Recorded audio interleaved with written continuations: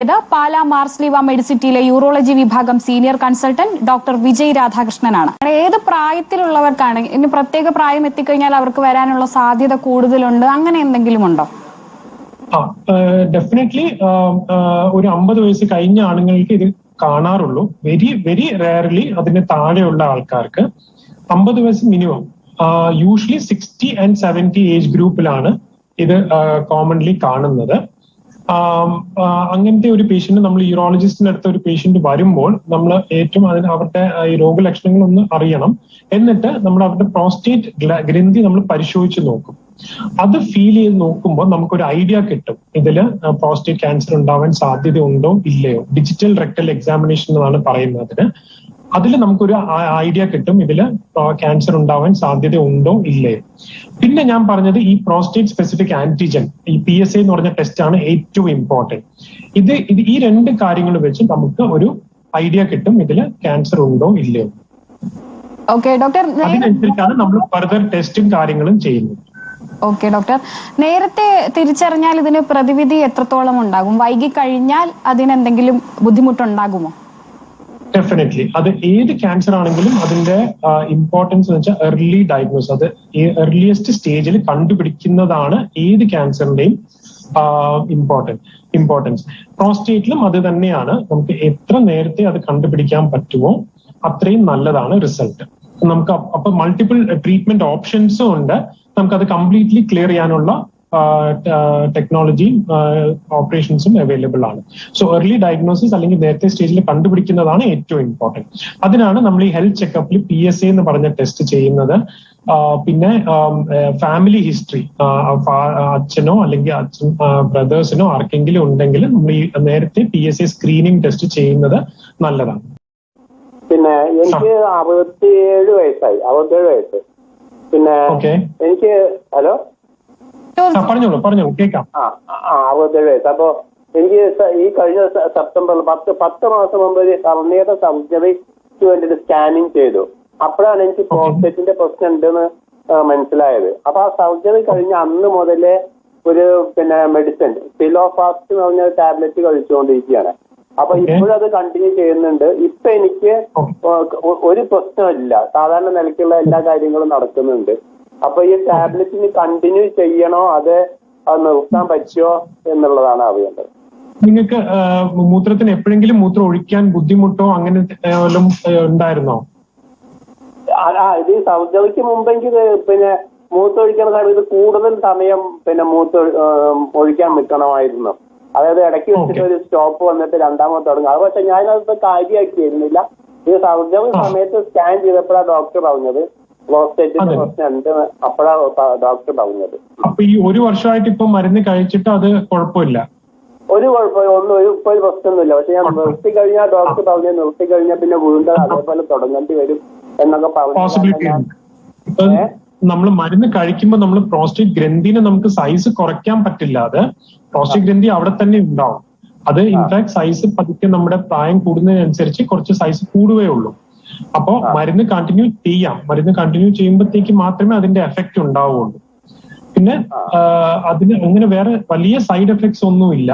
അതിന്റെ ഡോസ് നമുക്ക് വേണമെങ്കിൽ കുറച്ച് നോക്കാം. എന്നിട്ട് ബുദ്ധിമുട്ടില്ലാന്നുണ്ടെങ്കിൽ ആ ചെറിയ ഡോസിൽ കണ്ടിന്യൂ ചെയ്യാം. മിനിമം പ്രോസ്റ്റേറ്റിന്റെ മെഡിസിൻസ് ഒരു വർഷം 1.5 വർഷം വരെ മിനിമം എടുക്കാം. പിന്നെ നമുക്ക് നോക്കിയിട്ട് ബുദ്ധിമുട്ടൊന്നും ഇല്ലാന്നുണ്ടെങ്കിൽ നിർത്തി നോക്കാം. ബുദ്ധിമുട്ട് വരുവാണെങ്കിൽ റീസ്റ്റാർട്ട് ചെയ്താൽ മതി. പക്ഷെ കഴിക്കുന്നതുകൊണ്ട് ദോഷമൊന്നുമില്ല. ഈ ഫിലോഫാസ്റ്റ് കൊണ്ട് എനിക്ക് രാവിലെ എണീക്കുമ്പോൾ ക്ഷീണം ഇത് തോന്നുന്നുണ്ട്. അത് ഈ ടാബ്ലറ്റ് കഴിക്കാൻ തുടങ്ങിയതിന് ശേഷമാണ്. അത് കുറവാണ്. അതുകൊണ്ട് വരാൻ ചാൻസ് കുറവാണ്. അത് വലിയ സൈഡ് എഫക്ട്സ് ഒന്നും ഇല്ലാത്ത ഗുളികയാണ്. അത് 8 മില്ലിഗ്രാമിന്റെ വേണമെങ്കിൽ 4 മില്ലിഗ്രാം ആക്കി കഴിച്ച് നോക്കാം. അപ്പൊ യൂറിന്റെ ബുദ്ധിമുട്ട് ഇല്ലാന്നുണ്ടെങ്കിൽ 4 മില്ലിഗ്രാമിന്റെ ഡോസ് കണ്ടിന്യൂ ചെയ്താൽ മതി. ഓക്കെ, മോഹന് മനസ്സിലായി എന്ന് കരുതുന്നു. ഡോക്ടർ, പാരമ്പര്യമായി രോഗം വരാനുള്ള സാധ്യതയുണ്ടോ? പോസിബിലിറ്റി ഉണ്ട്. ചില ഫാമിലീസിൽ ഇത് ഉണ്ടാവാം. അതാ ഞാൻ നേരത്തെ പറഞ്ഞതുപോലെ ഫാദറിനോ അല്ലെങ്കിൽ ഫാദറിന്റെ ബ്രദേഴ്സിനോ ആർക്കെങ്കിലും പ്രോസ്റ്റേറ്റ് ക്യാൻസർ ഉണ്ടെങ്കിൽ അങ്ങനത്തെ ആൾക്കാര് ഒരു 45 ഇയേഴ്സ് ആകുമ്പോൾ ഈ PSA എന്ന് പറഞ്ഞ സ്ക്രീനിങ് ടെസ്റ്റ് ചെയ്ത് നോക്കുന്നത് നല്ലതാണ്. ആനുവലി ഒരു ചെക്കപ്പ് ചെയ്യുക. PSA കൂടുന്നുണ്ടോ ഇല്ലയോ എന്ന് നമുക്ക് അറിയാൻ പറ്റും. എന്നിട്ട് അതിനനുസരിച്ച് നമുക്ക് അത് ഡയഗ്നോസ് ചെയ്യാൻ പറ്റും. പോസിബിലിറ്റി ഉണ്ട്. ഓക്കെ ഡോക്ടർ, ജീവിതശൈലി ഈ രോഗത്തെ ബാധിക്കാറുണ്ടോ? ക്യാൻസറിന് വലിയ അങ്ങനെ ഇതില്ല, എഫക്റ്റ് ഇല്ല. പക്ഷെ പ്രോസ്റ്റേറ്റ് ഇൻ ജനറൽ നമുക്ക് കുറച്ച് ലൈഫ് സ്റ്റൈൽ ചേഞ്ചസ് ആവശ്യമാണ്. ഈ പ്രോസ്റ്റേറ്റ് പ്രോബ്ലം ഉള്ളവർക്ക്, ഞാൻ ക്യാൻസർ അല്ല പറയുന്നത്, പ്രോസ്റ്റേറ്റ് ഗ്രന്ഥി വീക്കമുള്ള, മൂത്രത്തിന് ബുദ്ധിമുട്ടുള്ളവർക്ക് കുറച്ച് ലൈഫ് സ്റ്റൈൽ ചേഞ്ചസ്. നമ്മൾ ടോട്ടൽ വെള്ളം കുടിക്കുന്നത് അളവ് കുറച്ച് കുറയ്ക്കുക. വൈകിട്ട് ശേഷം നമ്മൾ അധികം വെള്ളം കുടിക്കാതിരിക്കുക. പിന്നെ ഓവറായിട്ട് ചായ അല്ലെങ്കിൽ കോഫി, കാഫീൻ ഉള്ള കണ്ടന്റ്സ് കുറച്ച് കുറയ്ക്കുക. ഭക്ഷണത്തിൽ അധികം എരിവുള്ള സാധനങ്ങളെ കുറച്ച് അവോയ്ഡ് ചെയ്യുക. അങ്ങനത്തെ കാര്യങ്ങൾ നമുക്ക് ശ്രദ്ധിക്കാം. അത് പ്രോസ്റ്റേറ്റ് ഗ്രന്ഥി വീക്കം ഉള്ളവർക്കാണ്. ക്യാൻസറിന് മാത്രമായിട്ട് അങ്ങനെ പ്രത്യേകിച്ചൊന്നുമില്ല.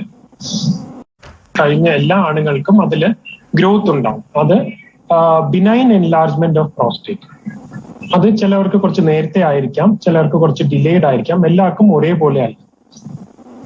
അത് നോർമൽ ഒരു ഏജിങ് പ്രോസസ്സാണ്. അതില് നമ്മൾ ഒരു പ്രോസ്റ്റേറ്റ് ഗ്രന്ഥിക്കകത്ത് ഒരു ക്യാൻസറസ് ഗ്രോത്ത് വരുമ്പോഴാണ് നമുക്ക് അത് എർലി ഡയഗ്നോസിസും ട്രീറ്റ്മെന്റേയും ആവശ്യമുണ്ടാകും. അത് ജസ്റ്റ് കോമൺ എൻലാർജ്മെന്റ്, എല്ലാ എൻലാർജ്മെന്റും ക്യാൻസർ അല്ല.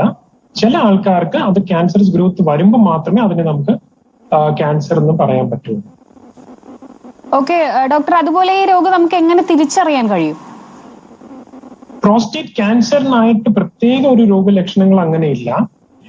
മോസ്റ്റ്ലി നമ്മൾ കാണുന്നത് നമ്മുടെ ഹെൽത്ത് ചെക്കപ്പില് PSA എന്ന് പറഞ്ഞ പ്രോസ്റ്റേറ്റ് സ്പെസിഫിക് ആന്റിജൻ ഒരു ബ്ലഡ് ടെസ്റ്റ് ആണ്. അത് യൂഷ്വലി ഒരു 50 വയസ്സ് കഴിഞ്ഞാൽ എല്ലാ ആണുങ്ങൾക്കും നമ്മളൊരു ഹെൽത്ത് ചെക്കപ്പിന്റെ പാർട്ടായിട്ട് ഇത് ചിലപ്പോൾ ചെയ്യാറുണ്ട്. അതിൽ PSA പ്രോസ്റ്റേറ്റ് സ്പെസിഫിക് ആന്റിജൻ കൂടുതലാണെങ്കിൽ നമുക്കൊരു സംശയം വരാം. പിന്നെ നമ്മൾ എന്തെങ്കിലും ഒരു യൂറിനറി സിംറ്റം, മൂത്രത്തിന്റെ എന്തെങ്കിലും ബുദ്ധിമുട്ട്, അത് മൂത്രം ഒഴിക്കുമ്പോൾ തടസ്സമാവാം, മൂത്രം ഒഴിക്കുമ്പോൾ വേദന, പുകച്ചിൽ, അങ്ങനെ പല രോഗലക്ഷണങ്ങൾക്ക് വേണ്ടി ഒരു യൂറോളജിസ്റ്റിനെ കാണുമ്പോൾ നമുക്കൊരു ഡൗട്ട് വരുമ്പോഴാണ് നമ്മൾ ഇത് ചെക്ക് ചെയ്ത് നോക്കുന്നത്. പിന്നെ കുറച്ച് ലേറ്റർ സ്റ്റേജിൽ, അഡ്വാൻസ് സ്റ്റേജിൽ നടുവേദന, ക്ഷീണം, വിശപ്പ് ഇല്ലായ്മ, അങ്ങനത്തെ കുറച്ച് ലക്ഷണങ്ങൾ അത് അഡ്വാൻസ് ക്യാൻസറിൽ മാത്രമേ കാണാറുള്ളൂ. എർലി സ്റ്റേജിൽ അങ്ങനെ പ്രത്യേകിച്ച് പ്രോസ്റ്റേറ്റ് ക്യാൻസറിന്റെ തന്നെ സിംറ്റംസ് ആയിട്ടൊന്നുമില്ല. അത് യൂഷ്വലി യൂറിനറി സിംറ്റംസ് ആയിട്ടാണ് പ്രസന്റ് ചെയ്യുന്നത്. ഈ ഇൻഫർമേഷൻ എല്ലാ സുഹൃത്തുക്കളുടെയും അറിവിലേക്കായിട്ട് ഷെയർ ചെയ്യുക.